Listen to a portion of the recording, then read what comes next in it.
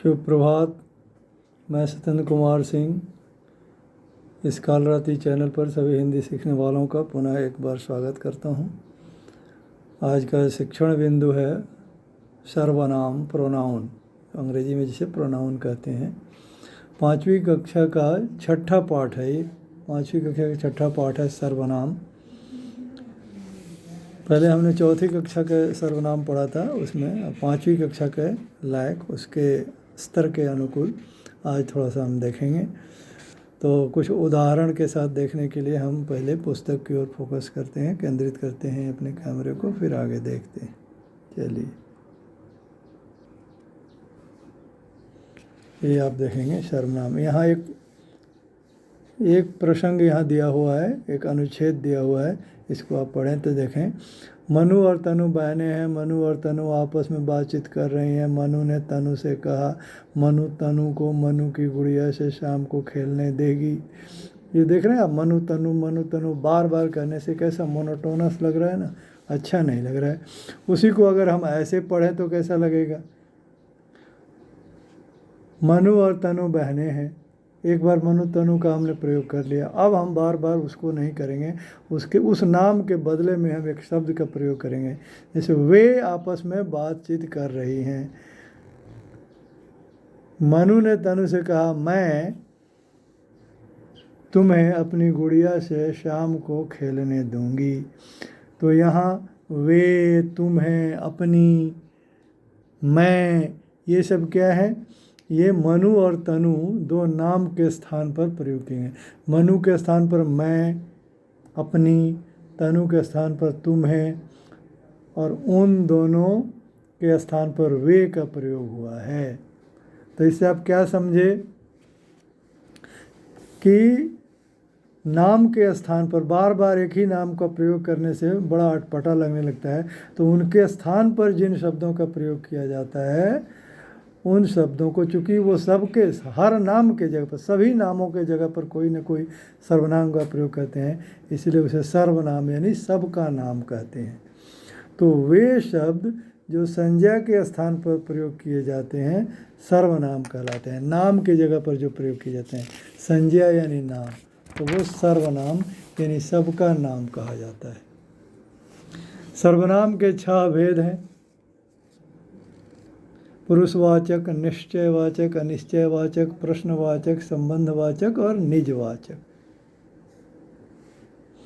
तो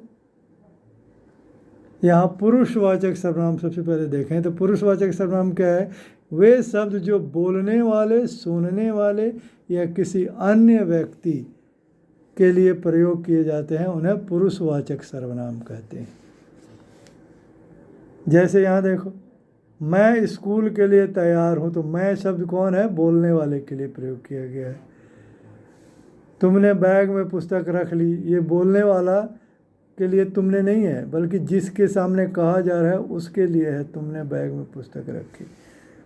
और वह तो सो रहा है, कह ये रही है और इनको कह रही है, लेकिन कह रही है किसी तीसरे के बारे में, किसी अन्य व्यक्ति के बारे में। तो इस प्रकार पुरुषवाचक सर्वनाम के 3 भेद होते हैं: उत्तम पुरुष बोलने वाला, मध्यम पुरुष सुनने वाला, और अन्य पुरुष जो किसी तीसरे व्यक्ति के बारे में बात की गई हो। तो इस प्रकार 3 होते हैं। तो पुरुषवाचक मैं बोलने वाला, तुम सुनने वाला, और वह कोई अन्य व्यक्ति है। यहाँ अब आएगा निश्चयवाचक सर्वनाम। निश्चयवाचक सर्वनाम क्या है? वे शब्द जो किसी निश्चित व्यक्ति या वस्तु के बारे में संकेत करें, उन्हें निश्चयवाचक सर्वनाम कहते हैं। जैसे वाह, यह, वह, इस, उस आदि। यह इस प्रकार। अनिश्चयवाचक सर्वनाम क्या है? जिन शब्दों से निश्चित व्यक्ति या वस्तु का बोध होता है, उसे का बोध नहीं होता है, उसे अनिश्चयवाचक सर्वनाम कहते हैं। जैसे कुछ, कोई, किसी आदि। तो दोनों में अंतर क्या है? निश्चयवाचक में निश्चित व्यक्ति या वस्तु का बोध कराएगा जो शब्द, तो वो निश्चयवाचक सर्वनाम। और अनिश्चयवाचक में जो किसी निश्चित व्यक्ति वस्तु का बोध नहीं कराएगा, कुछ क्लियर नहीं है, कंफर्म नहीं। जैसे बाहर कोई खड़ा है, कौन खड़ा है, जैसे बाहर वह खड़ा है बोल देगा तो निश्चित है, मालूम है कि कौन खड़ा है, लेकिन बाहर कोई खड़ा है इसका मतलब कंफर्म नहीं है। तो ऐसे अनिश्चित शब्दों के लिए जो अनिश्चित चीज़ों के लिए जो शब्द का प्रयोग किया जाता है वो अनिश्चयवाचक। प्रश्नवाचक से ना प्रश्न पूछने के लिए, जिन शब्दों का प्रयोग कुछ पूछने के लिए किया जाता है तो वो प्रश्नवाचक सर्वनाम कहलाते हैं। जैसे मंदिर में कौन मिला था इत्यादि। संबंधवाचक सर्वनाम क्या है? जो एक चीज़ का संबंध दूसरे चीज़ से स्थापित करता है। जिन सर्वनाम शब्दों का दूसरे सर्वनाम शब्दों से संबंध स्थापित हो, प्रकट हो, उन्हें संबंधवाचक सर्वनाम कहते हैं। जैसे जो करेगा सो भरेगा, जो का सो के साथ एक संबंध है, जिसने ध्यान से सुना उसने समझ लिया, तो इस प्रकार से संबंध। निजवाचक सर्वनाम जो अपने लिए प्रयोग किया जाता है, अपने लिए प्रयोग किए जाने वाले सर्वनाम शब्दों को निजवाचक सर्वनाम कहते हैं। जैसे यहाँ आप जाइए मैं स्वयं कर लूँगी, या आप अपना काम अपने आप करना चाहिए, तो ये स्वयं या अपने आप ये निजवाचक सर्वनाम हैं। तो पुरुषवाचक सर्वनाम में ये सब आते हैं, मैं, हम, तुम, आप, वे। निश्चयवाचक में यह, वह, यही, वही। अनिश्चयवाचक में कोई, कुछ। प्रश्नवाचक में कौन, क्या, किसने। संबंधवाचक जैसा, वैसा, जो, सो। और निजवाचक में अपने आप, खुद, स्वयं। ये सब निजवाचक सर्वनाम हैं। तो अब कुछ प्रश्नों का उत्तर भी देख लेते हैं। पहला प्रश्न है सर्वनाम के भेदों के नाम बताइए। तो मैंने सर्वनाम के 6 भेद होते हैं लिख दिया है। पुरुषवाचक, निश्चयवाचक, अनिश्चयवाचक, प्रश्नवाचक, संबंधवाचक और निजवाचक। फिर दूसरा प्रश्न है निश्चयवाचक या अनिश्चयवाचक सर्वनाम में क्या अंतर है? तो निश्चयवाचक सर्वनाम से किसी निश्चित व्यक्ति या वस्तु का बोध होता है, जबकि अनिश्चयवाचक सर्वनाम से ऐसा नहीं होता है, कोई निश्चित व्यक्ति वस्तु का बोध नहीं होता है। तीसरा क्या है? निजवाचक सर्वनाम का प्रयोग किन के लिए किया जाता है? तो निजवाचक सर्वनाम का प्रयोग अपने लिए किया जाता है। तो इस प्रकार से हो गया। उचित सर्वनाम शब्दों से रिक्त स्थानों की पूर्ति कीजिए। यहाँ सर्वनाम शब्द दिए हैं, इनमें से जहाँ जो उचित है वो भर दीजिए। तो मैंने वो सब भर दिए हैं, आप देख लीजिए, पढ़ लीजिएगा। सही मिलान कीजिए। तो यहाँ मैंने लिख दिया है किसके साथ कैसे। जैसे क के साथ ये नंबर 5 होगा, निश्चयवाचक सर्वनाम के साथ यह, वह।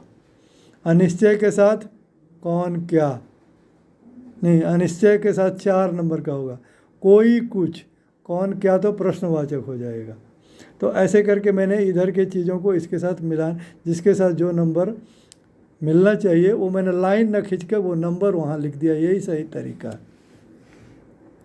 दिए गए वाक्यों में सर्वनाम रेखांकित कीजिए तथा उसका भेद भी लिखिए। तो मैंने यहाँ सर्वनाम को रेखांकित, जैसे तुमने, ये पुरुषवाचक है, कुछ, ये अनिश्चयवाचक है, जो, वह, ये संबंधवाचक है, तुम, अपने आप, सब, तुम पुरुषवाचक है, यह निश्चयवाचक है, और अपने आप संबंधवाचक, निजवाचक है, सॉरी, अपने आप निजवाचक है। और यह सोनम की पुस्तक है, ये निश्चयवाचक है। तो ये मैंने लिख दिया है। नीचे दिए वाक्यों में सर्वनाम संबंधी अशुद्धियाँ हैं, उन्हें शुद्ध करके लिखे। तो मैंने जैसे यहाँ मेरे को के जगह पर मुझे मैंने लिख दिया है, हमके के जगह पर हमारे लिख दिया है, वह के जगह पर वे होगा वाक्य के अनुसार, और वाक्य के अनुसार है के जगह पर हूँ है हो। मैं पुस्तक पढ़ती है, मैं पुस्तक पढ़ती है नहीं होगा, मैं पुस्तक पढ़ती हूँ होगा। लेकिन देखो यहाँ मैंने भी ऐसे ही लिखी, मैं पुस्तक पढ़ती है, ये गलत है, पढ़ती है नहीं होगा, मैं पुस्तक पढ़ती, ये पढ़ती है नहीं हूँ होगा, मैं पुस्तक पढ़ती हूँ। ये मैं है तो उसके लिए हूँ होगा, तो उसको ठीक करके लिख दिया है। दरवाजे पर कुछ खड़ा है, तो दरवाजे पर कोई खड़ा है, कुछ नहीं होगा। तो ये मैंने ठीक करके लिख दिए हैं। आप इसको, इन पूरे वाक्यों को फिर से देख लीजिए, बना लीजिएगा। और सर्वनाम के सभी भेदों को एक एक वाक्य बनाइए। तो मैंने सर्वनाम के सभी भेदों के लिए एक एक वाक्य बना दिया है, आप इसको बड़े ध्यान से देख लीजिए, पढ़ लीजिएगा। ये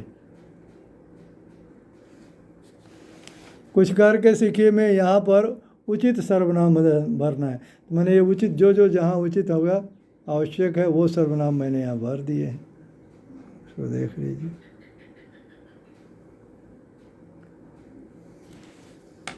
तो इस प्रकार ये पाठ समाप्त हुआ। अगर ये चैनल आपको अच्छा लग रहा है तो इसको सब्सक्राइब करें और बेल आइकन दबाकर ऑल नोटिफिकेशन को क्लिक करें।